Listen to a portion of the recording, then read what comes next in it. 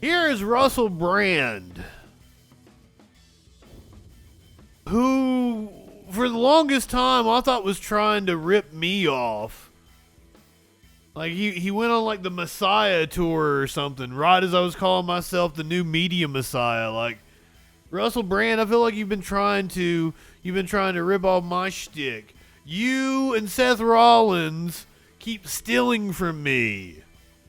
But now you've gone a little kooky now. Are you in a fucking humidor? What's going on? We're in some kind of wood room. Anytime you're in a wood room and you're talking to people on YouTube or streaming on Twitch, like, you're kooky. You're just automatically kooky.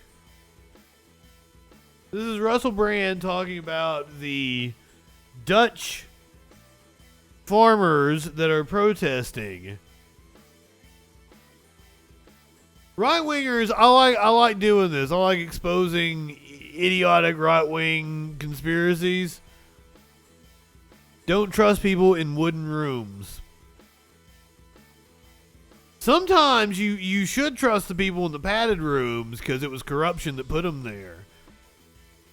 Like Adrian Schoolcraft, who tried to expose corruption in the NYPD.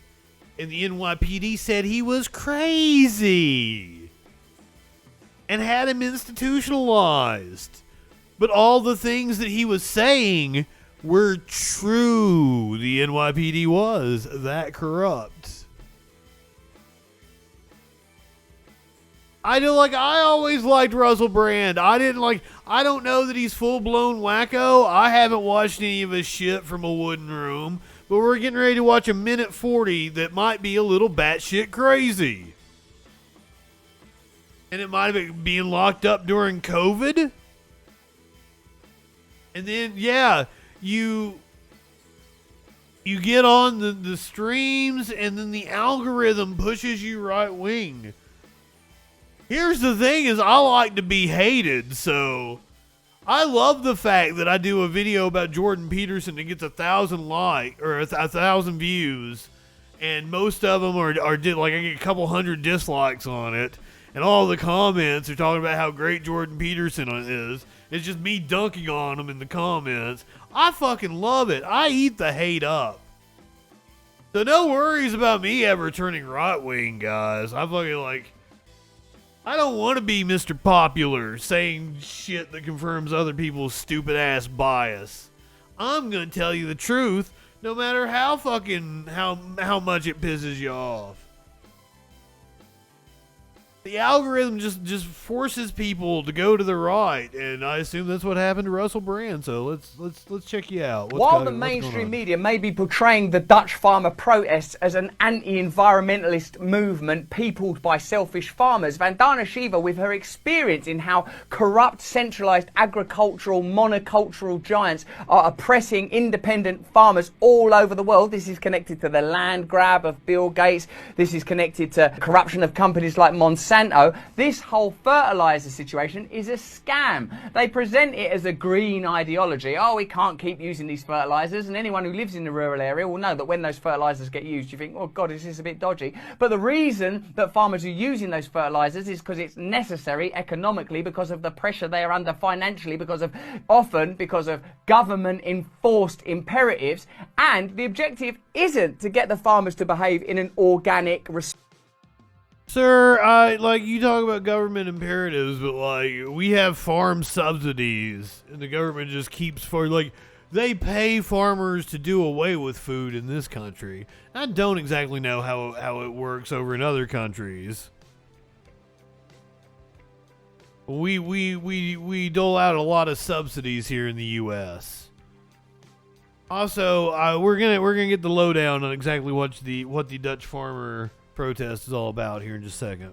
Responsible, ecologically apposite manner? No, far from it. It's in order to bankrupt the farmers so that their land can be grabbed. My mind was blown by that. This shows you how the Great Reset operates. It uses a green agenda, and just so you know, I agree with the green agenda. I think that the planet should be treated.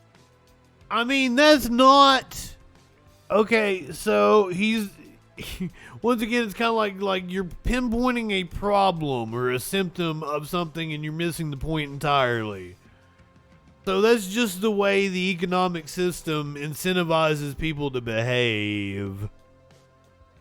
Just the way the economic system incentivizes people to behave. You're mad at capitalism, sir. Once again, you're mad at capitalism. And you're being like, ooh, the government's the problem. With love and respect, that we should see ourselves as in harmony with it. But when regulations are passed down from a globalist level and it affects the lives of ordinary farmers, it's the duty of all of us to support them, to stand in solidarity, to give them time to make those transitions. Who are ordinary farmers exactly? Okay, are these corporate farms? Are we really talking about ordinary farmers? Or is that the way the Republicans talk about small business owners? I need precising definitions, sir. Say to the farming and agricultural community, we'll support you by buying your products if you make these concessions and changes, which we'll agree between us. It doesn't need to be mediated by technocratic globalist bodies. We, the people, can make these decisions together.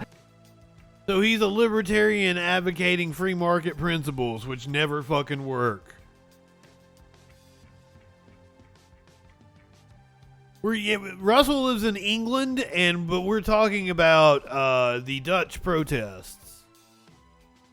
But this is the new trucker convoy for the far right. This kind of proves what kind of a person that Russell Brand is. We're going to read from Salon. Far right's latest cause, manure flinging Dutch farmers and the Great Reset. Perman 23. What is up, my friend?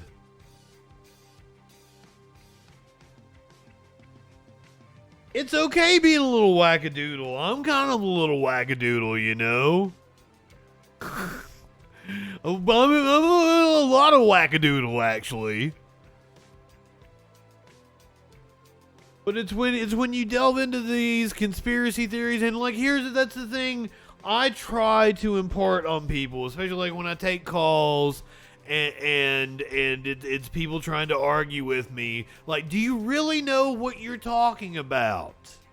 Like, I had this dude tell me that like Seattle didn't raise their seawall, which proves that climate change isn't real, and they know it's not real.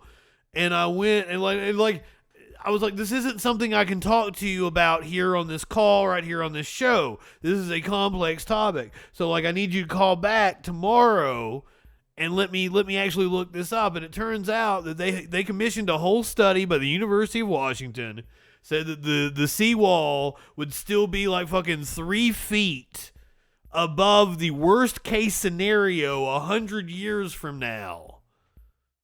Because like the wall was already built really fucking high. They're just replacing parts of it because of barnacles eating away at it. I had to learn more about a fucking seawall than I ever thought I would have to learn. But I'm like, dude, I need you to understand that you don't have like the knowledge to speak on these topics. You need to understand what your depth is. Have some self-awareness. If all these fucking doctors are taking COVID seriously, the one quack you heard on Joe Rogan or saw on the BitChute or the Rumble isn't telling you the fucking truth. I just like the idea that like this is the election variant. The BA5 variant is the election variant that they came up with to scare people before the election. It's just fucking dumb. Right-wingers, you're absolute morons. And I wish you would just understand, like, you guys like your football, you like your sporty ball shit, right? You like UFC. Nothing wrong with that. I used to be in the UFC. I like wrestling. Go do that shit. Go watch your NASCAR and shit. Well, I guess they're pissed off at NASCAR right now because they got a black driver. Far right's latest cause: manure-flinging Dutch farmers in the Great Reset. Last week on Fox News' Tucker Carlson show, a young Dutch media personality introduced American viewers to a frightening new vision. The government of the Netherlands, she said, was stealing Dutch farmland under the guise of a fabricated environmental crisis, but actually as part of a communist plot to transform Holland's countryside into mass housing for immigrants and to enact something called the Great Reset. The oracle behind the dire prediction was, and by the way, these are the people that accuse us of fear-mongering. They'll be like, oh, you're just fear-mongering about COVID. And then they turn on their Tucker Carlson and worry about the immigrants coming to enforce the Great Reset on them. The oracle behind this dire prediction was Eva Vlaardingbroek, a former candidate for Holland's far-right Forum for Democracy party, whose strident demeanor and good looks have earned her the Dutch media nicknames Aryan Princess. Since it said she has good looks, I know I got a fucking... We got a binger for RB. This is your Aryan Princess. Oh. You live in sexual anarchy?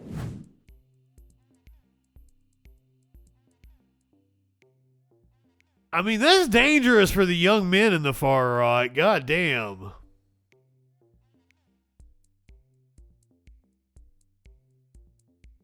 But Vlaardingbroek and Carlson aren't the only folks advancing the narrative. I kind of want to watch the interview now. War Machine! We gotta go to the YouTube.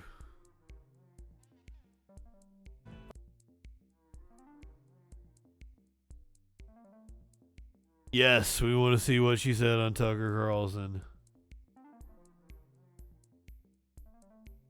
Oh, apparently she's on there a lot.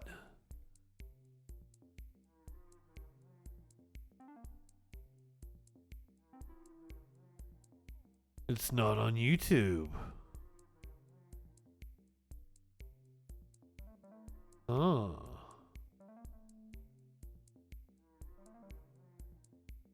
This is her talking about So, for the Sweden's past couple crime. of decades, the nation of Sweden, the small Scandinavian country, has taken in more refugees per capita than any place on Earth. In 2015, Sweden got Wow. more than 160,000 asylum applications, mainly from Syria, Iraq, and Afghanistan. That accounts for nearly 2% of Sweden's entire population. So what's the effect? those countries are war-torn. Eva Vlaardingbroek is a legal philosopher who's from Sweden, and we're happy to have her on. What was that laugh?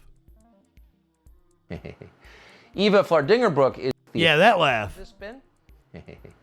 Eva Vlaardingbroek's entire population. So what's the effect of this been? Eva Vlaardingbroek is a legal philosopher who's from Hold on, I want to hear how to say her name. accounts for nearly 2% of Sweden's entire population. So what's the effect of this been? Eva Vlaardingbroek is a legal philosopher who's from Sweden, and we're happy to have her on for the first time tonight. Eva, thanks so much for coming on. So we don't often enough get to the result. So we know what Sweden did. What happened next? Well, what happened next was a skyrocketing crime epidemic, I would almost say.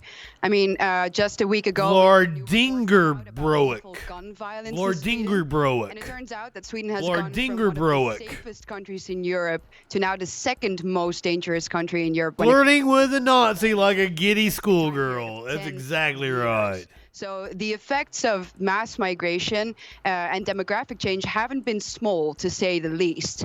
And still, many people refuse to make this link. But I would have to say that anybody who at this point still refuses to make the Fox link isn't even a news outlet the anymore. rise that They're we're just seeing in straight up crime in propaganda. Sweden either lives in an ivory tower or has an interest. I would say the night that they fired the dude that called the election for Arizona and was right, and they fired him for being right, but because all the Trump supporters hated him for it. That is when they lost any shred of credibility, because I've even said it many times on this show, like Fox News department used to be decent. They would do decent news pieces. Not anymore. Half a year after it went all in for the Canadian trucker convoy protesting COVID-19 vaccine mandates, the American right has adopted a new international cause: Dutch farmers who are demonstrating against environmental regulations by parading tractors down highways, lining roads with burning hay bales, blocking food distribution centers, international borders, and airports, and spraying liquid manure on government buildings. Wow. Now, I'm all for fucking protest. But like, if you're saying that it's too expensive to operate, and then you're setting bales of hay on fire and blocking food distribution centers, I don't know. Like, if it's union action, I can get behind it. But I don't think this is a union. Much as during the Canadian trucker protest last January, right-wing Twitter is overflowing with praise and protest tributes. Montages. Oh, I want to see one of these tributes. Can we please? The Dutch farmers have had enough. Thunderstruck! Thunderstruck!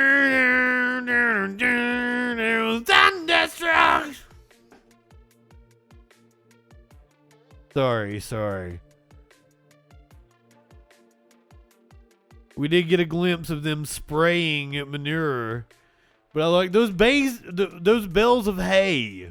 There's bays. Those bays. Bay over there on fire. Those bales of hay. They ain't cheap. See him kicking at the cops. I'm totally for that. But as far as I know, like the cops over in the Netherlands aren't busting you for having a joint in your pocket. I think they'll stop and smoke a joint with you. Since late June, Dutch farmers have been holding large-scale demonstrations to protest new plans to radically reduce the amount of nitrogen oxide and ammonia emissions produced in the country, particularly from farms. In 2019, Holland's highest administrative court ruled that the country's effort to reduce nitrogen pollution were failing to meet the conditions of European Union environmental law. The ruling led to the suspension of thousands of new construction projects, including the building of a sorely needed new housing and slower speed limits on Dutch highways, as well as plans to reduce the size of Holland's agriculture industry. Part of the problem is that given the size of the Netherlands, which at 16,000 square miles is smaller than 41 of the 50 U.S. states, many farms have adopted intensive agriculture methods, including heavy use of fertilizer and livestock factory farming. Not a fan of factory farming, as you guys all know, in order to increase output from limited land. Those practices have allowed the tiny country to become the second largest agricultural exporter in the world and Europe's largest producer of meat, but have also made it a major nitrogen and ammonia polluter from both fertilizer runoff and livestock waste, some of which particularly threatens nature preserves protected by European law. For years, Dutch politicians have debated how to address the issue, and in June, the Netherlands recently appointed Minister for Nature and Nitrogen Policy, Christiane van der Wal, announced new restrictions to cut. Why did I say that funny? Like that's not a hard name to say. Christiane van der Wal announced new restrictions to cut nitrogen emissions in half by 2030 to meet international climate action goals. Doing so will likely require an estimated 30% reduction in the country's livestock herds, as well as severe reductions in fertilizer use. changes that large farms may be able to afford, but which could spell bankruptcy for many smaller family-run farms.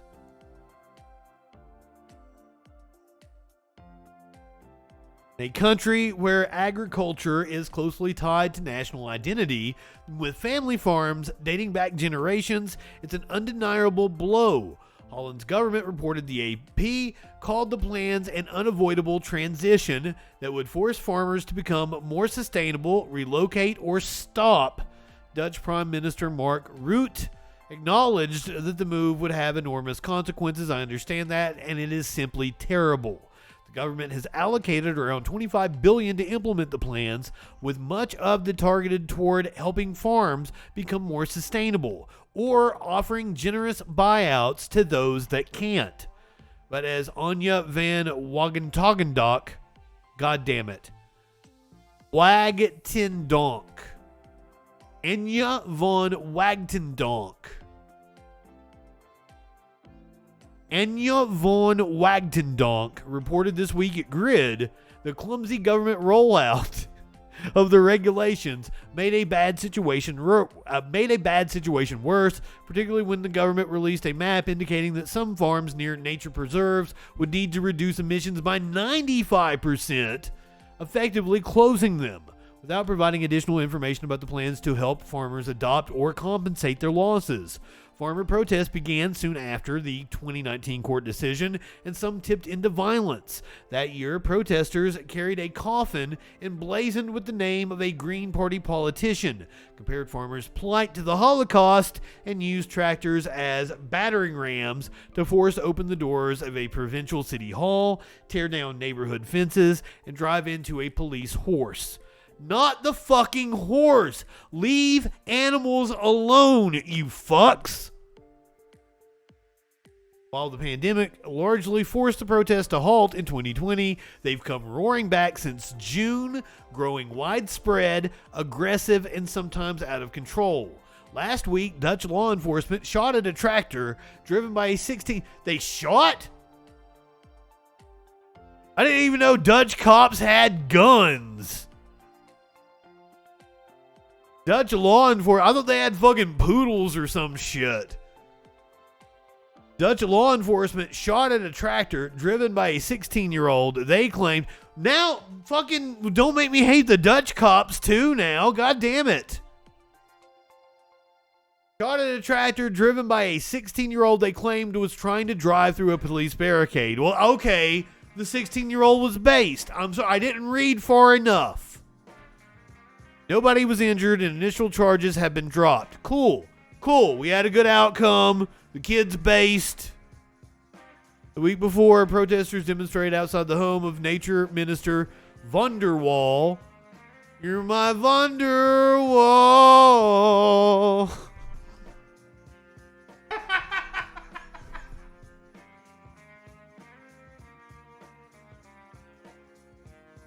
I'm so sorry. I am so sorry I subjected you guys to that.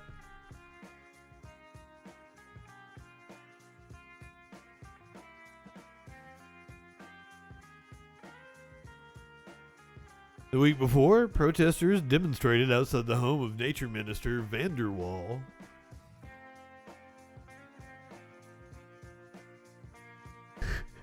See, this is why I like doing this shit on Twitch. I should have done this fucking years ago. You can't do this shit on the real news. Can't fucking cuss like this. Can't get high as fuck on the real news.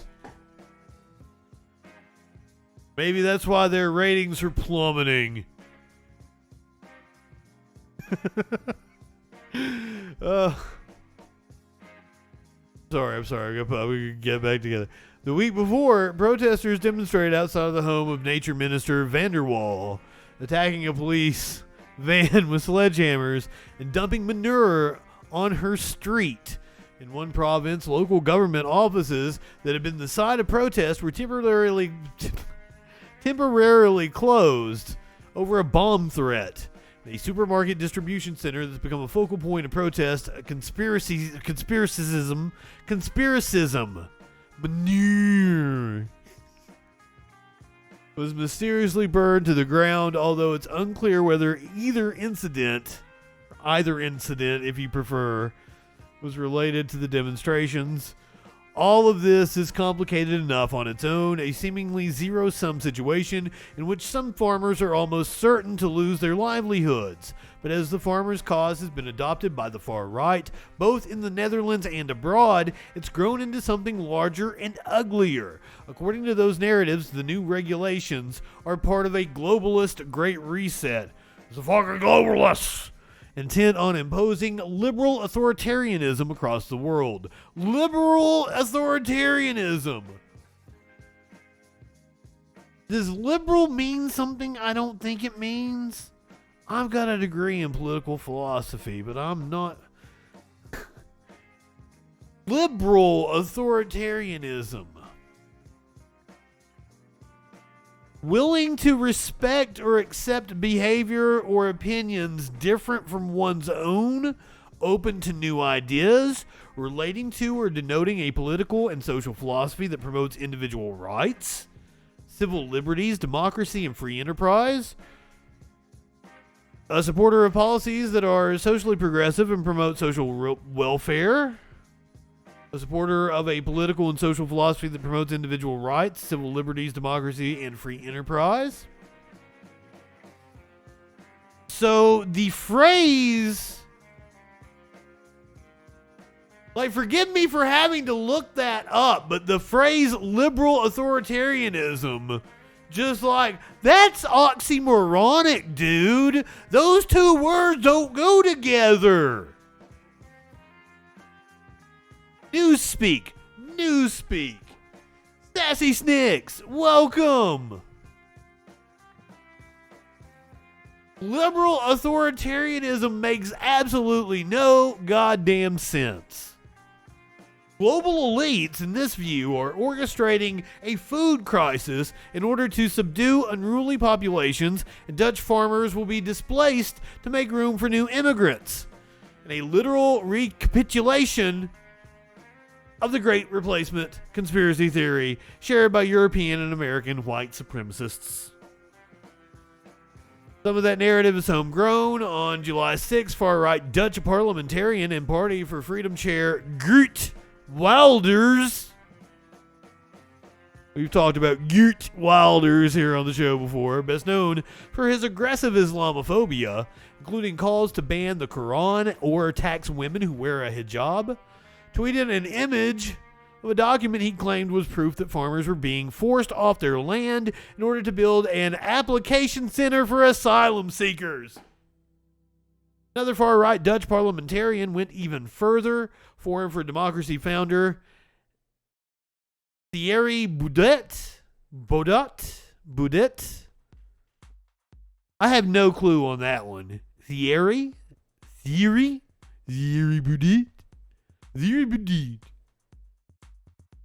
I'm trying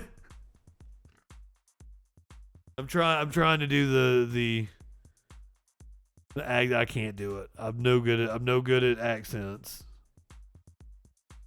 Thierry Baudet, who was once viewed as a more genteel and intellectual face of the right, but has fallen into Sounds like a lot of people that fell down the YouTube right-wing rabbit hole. But has fallen into disgrace after a series of racism and anti-Semitism scandals, and his claim that George Soros invented COVID-19 to take away our freedom. Same old story, same old song and dance. In an interview with the Epoch Times this week, Baudet charged the people governing this country for following the script written by the EU to realize what they call a Great Reset.